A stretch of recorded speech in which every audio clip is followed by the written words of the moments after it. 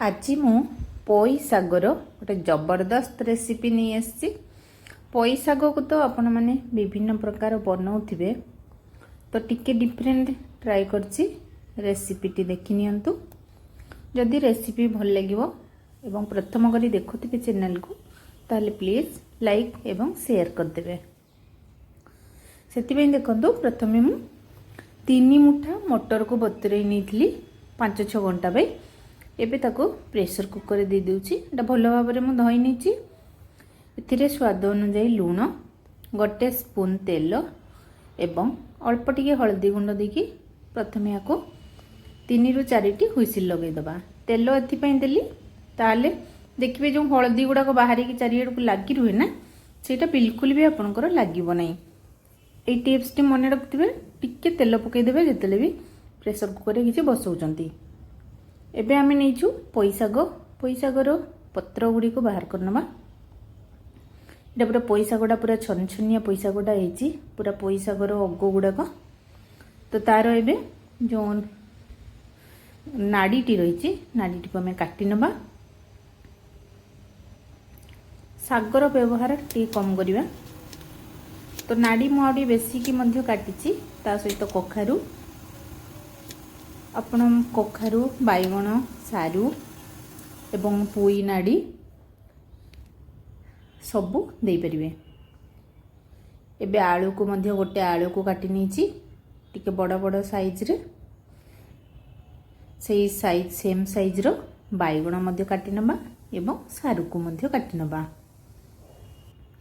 एबे सबू परिबा हमर कटा हे गलानी देखि दउची अथरे बैगण कखारू आलू पुई खड़ा एवं सारू ता सहित पुई पत्र एवं तार मसला पाई देखि नियंतु। गोटे स्पून धनिया, गोटे स्पून जीरा, 10-15 टी रसुण, 4-5 टी कंचा लंका हो किंबा सुखिला लंका ता सहित 2 बड़ स्पून सरिष एगुडा को आमे पूरा फाइन पेस्ट बनै नबा।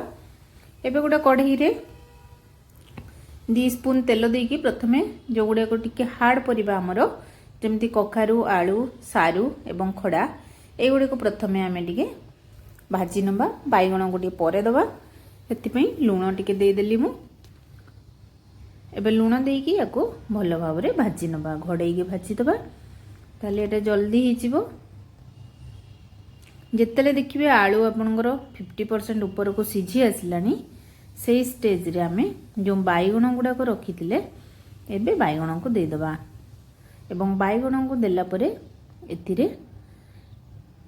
एबे मु हळदी गुंड दे दोछि आधा स्पून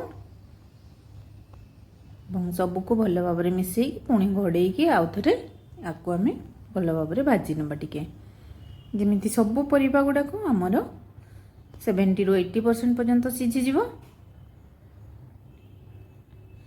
एबे परिबा सिझी आसलानी एबे स्टेज रे मु दे दोछि जो रखिथिले मसला बटाटी। मसला बटा सहित मथिरे गोटे पियाज को मध्य चुनी चुनी कर दे दीची। एबे मसला को भलो भाबरे परिबा सहित मिसई दबा। आकु टिके समय भाजी नबा बेसी समय भाजीबा नहीं कम बेसी समय भाजिले सरिष मसला पिता लागिबो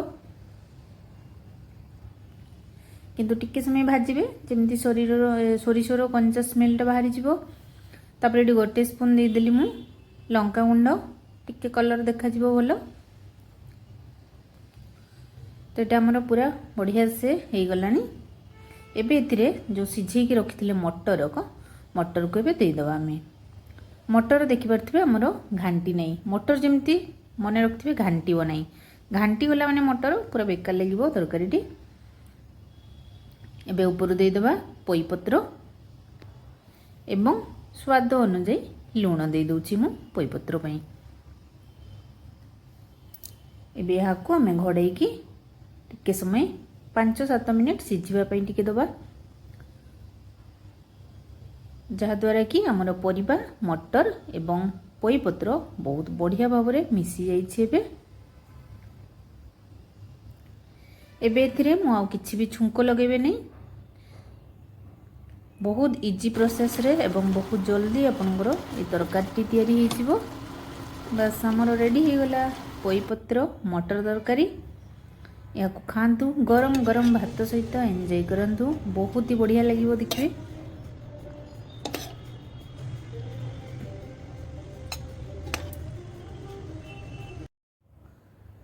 ताले याकु थोड़े ट्राई करंतु। आज रोची पुणी देखा अन्य एक वीडियो रे। Bye bye.